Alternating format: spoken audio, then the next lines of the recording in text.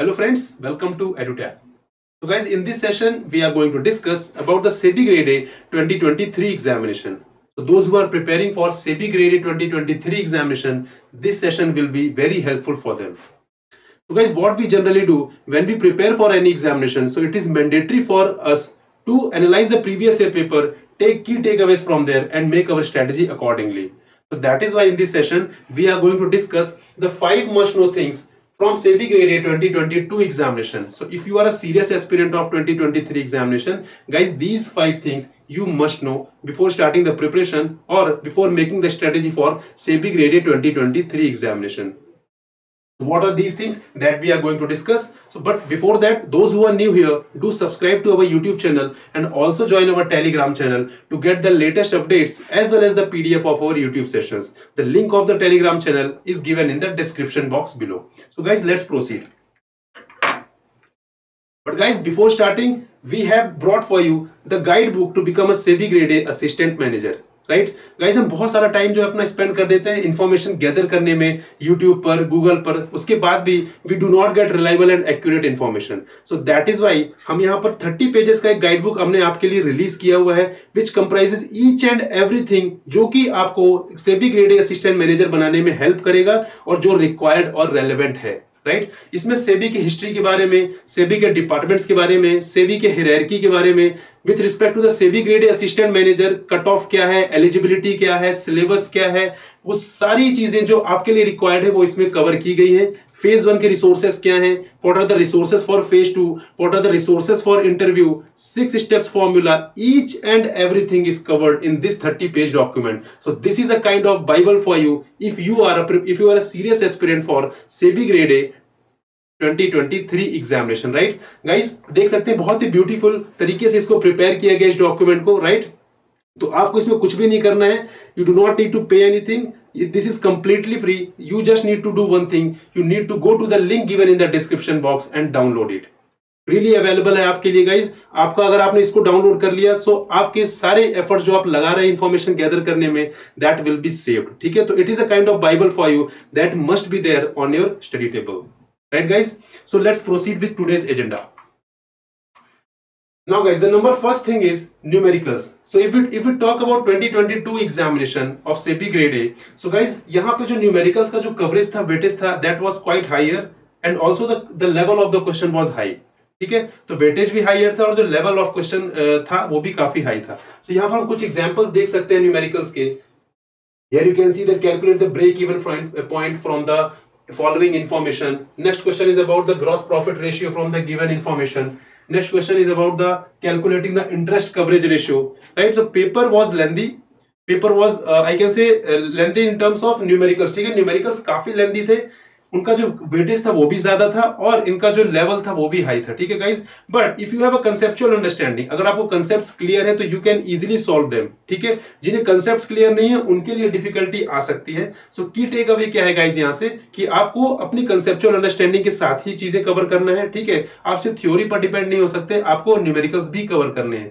अगर हम यहाँ पे एनालिसिस देखें तो 13 out of 50 questions asked in phase 2 examination of 2022 were numericals. That is 26% of paper was numerical based. ठीक है, तो अगर आपका न्यूमेरिकल वीक है तो गाइज आपको वहां पर काम करना है, आपको वहां पर एफर्ट्स लगाने हैं सो दैट न्यूमेरिकल्स बेस्ड अगर क्वेश्चन आ रहे हैं तो आप उनको सॉल्व कर सकें.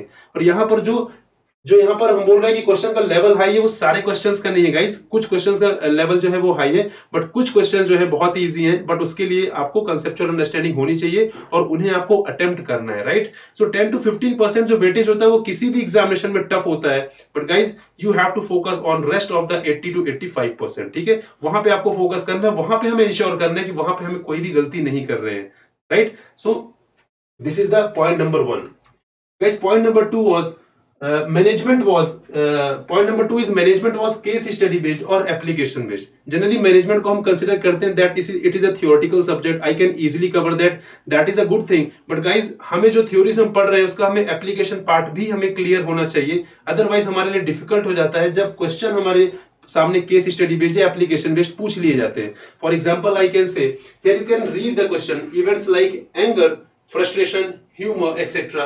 can blur the decision-making capacities of a person and thus limit the effectiveness of their communication. these events act as which of the following type of barriers to effective communication, right? You must have read about these barriers, but अगर आपको ये clear नहीं कि इन barriers का application कहां पर है, कहां पे ये सारी ही चीजें अप्लाई होती है, सो आपके लिए डिफिकल्ट हो जाएगा चीजों को अटेम्प्ट कर पाना, right? So that is why whatever theories you are reading in management, you have to have idea about its application part, ठीक है? उसके बारे में आपको क्लैरिटी होनी चाहिए. Similar is the case with another question. You can see here, identify the role of manager where manager solves the problem, provides feedback, duly recognises his employees, provides training and development and monitors the work. सो यहाँ पे options दिए हुए हैं. तो कहने का मतलब चीज गाइस कि आपको जो भी चीजें पढ़ना है थ्योरी पार्ट में मैनेजमेंट में, उसको आपको अप्लाई करके भी देखना है, उसका एप्लीकेशन पार्ट भी आपको समझना है. And if you have that understanding, so these questions are like a cake walk for you. ठीक है? So this was the second key take away from 2022 examination.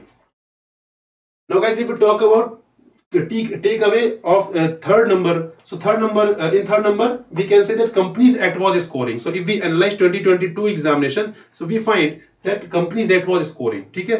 यहाँ पे आप एग्जाम्पल भी देख सकते हैं, the question which were there in the 2022 examination, like the tenure of independent directors is for how many years, consecutive years, and if he is to be appointed for second term, special resolution needs to be passed. So if you have clarity with respect to this provision, so this question is very, very easy for you, right? Another question is, under section 124 of the Companies Act, if the money is not paid to the shareholders and lying idle for how many years, it is transferred to investor education and protection fund, right? So guys, if you have clarity, if you have read about section 124, then again this question is like a cake walk for you. So the thing is कि यहाँ पर अगर हम बोल रहे हैं कि scoring है कंपनीज एक्ट, इसका ये मतलब नहीं कि अगर आपने चीजें कवर नहीं की हैं then also you can score. ठीक है? इसका ये बिल्कुल भी मतलब नहीं है गाइस. स्कोरिंग का मतलब है कि आपको चीजें थॉरोली कवर करनी पड़ेंगी, आपको 4-5 बार रिवीजन करना पड़ेगा, then only these things become easier for you. ठीक है? क्योंकि अगर आपने थॉरोली इसको कवर किया हुआ, अच्छे से रिवीजन किया हुआ है, तो आपने सारी चीजें ऑलरेडी कवर की हुई, तो इसमें बहुत ज्यादा इन डेप्थ, बहुत ज्यादा टेक्निकल चीजें नहीं पूछी गई हैं, रादर सिंपल चीजें पूछी गई है, प्रोविजन से पूछी गई है, जो कि सीधा प्रोविजन में आप कवर करते हैं if you have covered the provision completely, right? So this is the point number 3 that Companies Act was scoring in 2022 examination. Now guys, point number 4 is economics was based on conceptual understanding. ठीक है? अगर हम बात करें economics components की, तो aspirants के मन में बहुत सारा फोबिया रहता है कि इकोनॉमिक्स कैसे कवर करना है, क्या चीजें करनी है, कितने डीप में जाना है, ये बहुत सारे डाउट्स होते हैं क्योंकि most of the aspirants economics background से नहीं होते हैं, राइट? सो अगर हम बात करें 2022 एग्जामिनेशन की, so economics was based on conceptual understanding. We can see some examples here. So if we talk about a question, so the question was, non-plan expenditure constitutes the biggest proportion of the government's total expenditure. Which of the following is not a non-planned expenditure? So if you have clarity about planned and non-planned expenditure, then this question is very easy for you, right? Next is, we can see another example, that which of the following statements is incorrect regarding the monopolistic competition, right? So if you have clarity with respect to different type of competition, so guys बहुत ही easy है आपके लिए ये question. ठीक है? But the thing is, ये question कब easy है आपके लिए? When you have conceptual understanding. ठीक है? अगर आपके कंसेप्ट क्लियर नहीं है, आपके बेसिक्स क्लियर नहीं है, so these question will become very difficult for you. ठीक है? तो यही क्वेश्चन आपके लिए डिफिकल्ट बन जाते हैं जब आपके बेसिक्स क्लियर नहीं है, और यही क्वेश्चंस आपके लिए बहुत इजी बन जाते हैं जब आपके बेसिक्स क्लियर है. ठीक है? इसमें बहुत ज्यादा इन डेप्थ में क्वेश्चन नहीं पूछा गया, रादर कंसेप्चुअल अंडरस्टैंडिंग पे क्वेश्चन पूछा गया है. So here you can see that. So the point number 4 is economics was based on conceptual understanding, right? Now guys, if we talk about point number 5, the fifth takeaway that you can take from 2022 examination is that you are not supposed to leave any subject. Generally being an aspirant हम क्या सोचते हैं कि अगर 6 components है तो उसमें एक कंपोनेंट हम स्किप कर देते हैं, 5 कंपोनेंट्स अच्छे से कवर कर लेते हैं, राइट? या जनरली क्या होता है, कोई भी एक कंपोनेंट जो हमारा वीक होता है, हम सोचते हैं उसको हम अच्छे से ना कवर करें, बल्कि जो हमारे स्ट्रॉन्ग एरियाज है, rest of the 5 component that we can cover. So guys, do not commit these kind of mistakes because that may cost you heavier, right?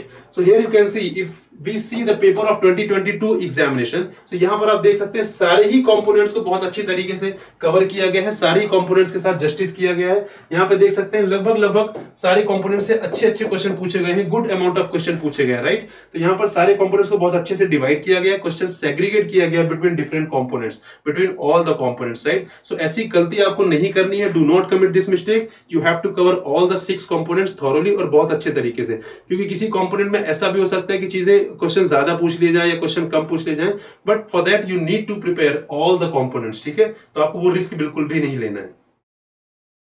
So guys, these are the 5 must know things that you should know if you are a serious aspirant, or if you are aspiring to if you are aspiring for the 2023 SEBI grade A examination. So these are the 5 must know things. I hope you have learned something here. So we'll meet in another session. Till then, goodbye and happy learning, friends.